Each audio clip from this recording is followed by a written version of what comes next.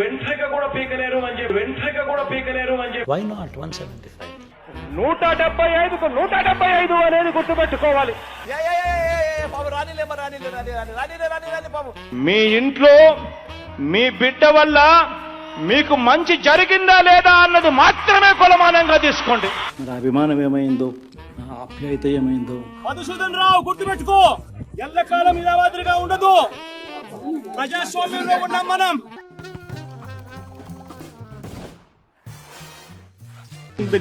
Using the Gerber Weibull burn trap.